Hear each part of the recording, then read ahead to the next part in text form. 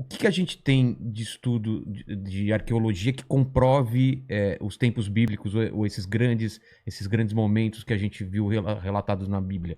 Porque tem uma linha tem pessoas que acham que é tudo metáfora, é tudo histórias que significam outra coisa, e tem uma linha que fala, não, muito daquelas coisas realmente aconteceram. As pragas do Egito, o dilúvio, e tem gente procurando essas evidências. Em que pé que a gente tá? Bom, vamos separar algumas coisas aqui na mesa. Tá. Em primeiro lugar, existe a arqueologia séria, que é aquela que tem formação acadêmica, tem congressos, tem acadêmicos, tem trabalho científico, trabalho de campo, e tem aquela arqueologia de almanaque, daquele camarada que é dentista, você tá entendendo? O auxiliar de não sei lá o quê. Vai atrás de teorias da conspiração. Vai atrás da teoria da conspiração e volta lá. E aí fala que encontrou a Arca de Noé. Existem 42 supostos achados da Arca de Noé. 42. Você tá entendendo? Ah, mas que tem uma mancha. Olha, gente, desculpa. Aí que é a diferença entre ser crente e ser crédulo. Você tá entendendo? Aí que tem a diferença entre ser crente e ser crédulo. Eu sou crente, não sou crédulo. Aí o camarada me mostra uma fotografia de péssima qualidade, com uma borra preta no meio lá da neve, lá na Turquia, entre a Turquia e a Armênia, lá nos montes lá. Olha, tá vendo aqui, olha? É no formato formato da arca. E o cara vem com um desenzinho de computador, ainda faz assim, pô, o cara tá aqui debaixo da neve. Você foi lá? Não, mas... Ou então aquelas histórias assim, porque um cara da NASA descobriu. Então, olha, vamos varrer tudo isso pro lixo. Por exemplo, o que eu já escutei, não sei se é verdade, que a Arca da Aliança estaria sendo guardada na Etiópia em segredo. Pois é. Já ouviu essa história também, já na Etiópia? Não, claro. Na verdade, o que tem de verdadeiro e falso em tudo isso? Tem 10% de verdade e 90% de falso. Ah, tem um pouco de verdade? O que é o ponto de verdade? Não em relação à arca propriamente dita, mas em relação a uma história que liga os etíopes aos judeus. Tá. Porque, de fato, existem exames até de DNA que comprovaram que há muitos etíopes que são judeus. São descendentes da rainha de Sabá com Salomão. Tanto é que o Estado de Israel reconhece esses etíopes e dá cidadania israelense para eles. Tem até um filme, eu estou tentando lembrar agora o nome, que a Mossad vai até recuperar alguns desses etíopes e levá-los, tirar do país, lá até entrou em Ruanda com o Idi Amin Dada, fazer uma negociação com ele, para recuperar esses etíopes e levar, porque eles estavam sendo ameaçados de morte, estavam sendo mortos por antissemitas, e levaram para Israel. E tem muito etíope lá, judeu de sangue etíope, negro, mais negro do que eu até, no exército lá, israelense e tudo mais. Então isso é verdade. Agora eu falei, isso é os 10%. 90% de erro. Aí começa agora uma longa lenda que o rei Salomão estava lá com a rainha de Sabá. Quando ela foi embora, ela tinha um filho com ele, e o rei Salomão resolveu dar de presente para o filho uma réplica da Arca da Aliança. Aí, só que o menininho era muito esperto, trocou a réplica pela original e levou a original para a Etiópia, onde ficou guardada. Só que isso tudo é fantasia, nós não temos nada a respeito disso. O que nós temos? Até a Bíblia não fala como é que a arca desapareceu. É uma inferência. Eu estou falando da Arca da Aliança, onde estão os 10 mandamentos. Aquela ela descreve com detalhes. Com detalhes, absurdos, sim, né, os anjos, exatamente. Eu tô falando querubins. Eu tô falando daquela que o Indiana Jones encontrou. Aquela ali. Aquela lá. Caçadores da Arca Perdida. Aí o que acontece? Quando Nabucodonosor, em 587 a.C., ou antes da Era Comum, como os judeus preferem dizer, quando Nabucodonosor destruiu Jerusalém e o templo, ele levou instrumentos do templo para a terra de Sinar. Isso era comum, tá certo? Eu venho cá, domino você, eu vou pegar os seus deuses. Saqueia. E a arca desaparece do cenário, não se fala mais nela. Quando os judeus reconstroem o templo, na época de Zorobabel, e esse templo, até o templo que Jesus vai conhecer, não havia mais a arca lá dentro. Até o livro de Macabeus, que é um livro deuterocanônico, fala que mãos piedosas, entre elas Jeremias, esconderam a arca. Então é a única informação que nós temos. Então alguém escondeu mesmo. Ela está desaparecida. Eu poderia até aventar, nem sei se poderia chamar de hipótese, algo menos do que hipótese, uma inferência. Que essa arca, se for assim mesmo, se ela desapareceu na época de Nabucodonosor para ela não ser levada para a Babilônia, ela talvez estaria debaixo do Templo Monte. Quem vê uma foto de Jerusalém, tem aquela cúpula dourada, ali era o lugar do templo. Ela pode estar ali debaixo. Aí você fala, por que não vai lá e escava?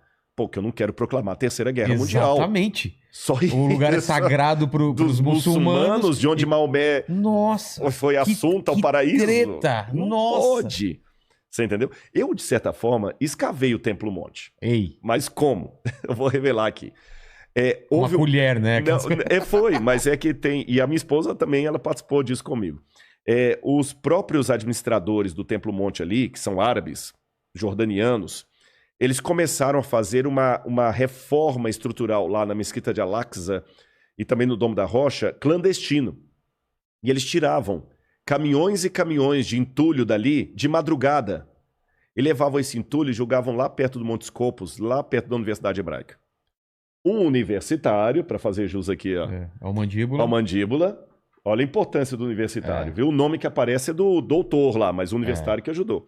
Ele passou, estudante de arqueologia, falou, pô, caramba, tá tirando de lá, jogando aqui. Conversou com Gabriel Barcai, que é um professor aposentado da Universidade Hebraica. O cara foi lá e falou, pô, já que eu não posso escavar lá, mas ninguém impede de peneirar aqui. Criou um sistema inédito, que a gente nunca tinha essa técnica de escavação, que é de peneiramento do entulho. E a gente encontrou muitas coisas ali, como, por exemplo, o azulejo do primeiro templo, etc, etc. E foi assim que eu participei também, o Sifting Project, que eles chamam. Ainda está em curso ainda. Mas, até agora, nada da arca. Mas os árabes estão escavando, então? Não. Foi uma reforma. Uma reforma clandestina. Escavaram, mas não com fins arqueológicos. Ah, entendi. Você entendeu? É como se você vai abrir uma vala aqui, tira a terra e joga lá. Pô, o Vilela não deixou escavar na casa dele, mas tirou a terra e na terra tinha selos, selo do rei Ezequias, encontraram muitas moedas romanas. Então, muita coisa foi encontrada. Mas, separando ainda naquela que eu falei, a arqueologia séria não tem nada a ver com esse sensacionalismo, tá bom? E para explicar, dar até alguns exemplos para você, eu tenho que fazer duas advertências aqui para todo mundo que está assistindo a gente. Tá. Em primeiro lugar, a pior estupidez que alguém pode falar, seja ele crente ou descrente, é falar a arqueologia comprova a Bíblia. Não é papel da arqueologia fazer isso. Por uma coisa muito simples, já iniciada por Francis Bacon e sistematizada por Stuart Mill. Método científico. Tá bom? O método científico, ele tem as suas delimitações e a sua objetividade. Eu não posso usar o mesmo método científico para objetivos diferentes. Por exemplo, o método científico usado para descobrir uma vacina para o Covid não é o mesmo método científico utilizado para poder descobrir qual material de construção civil é mais resistente à deteriorização. Não é o mesmo método científico que eu vou usar numa tese de doutorado em filosofia clássica.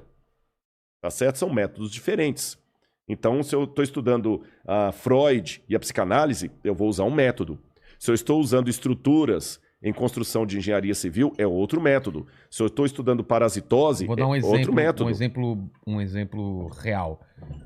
Quer que abra? Quero. Aqui, vamos ver se eu vou conseguir. Não vai explodir isso aqui, assim, né? Aba assim, plaque. Plaque. Por exemplo, o Santo Sudário. Através de métodos científicos, você consegue comprovar a idade... Ele é da Idade Média, do século XII. Então não é... Não é da época de Jesus. Já foi provado que não foi provado, carbono 14. O Santo fui Sudário, lá em Turim. Fui lá e fui enganado. Conseguiu ver? Porque eu não vi. Quando eu fui lá, ele tava fechado atrás de uma...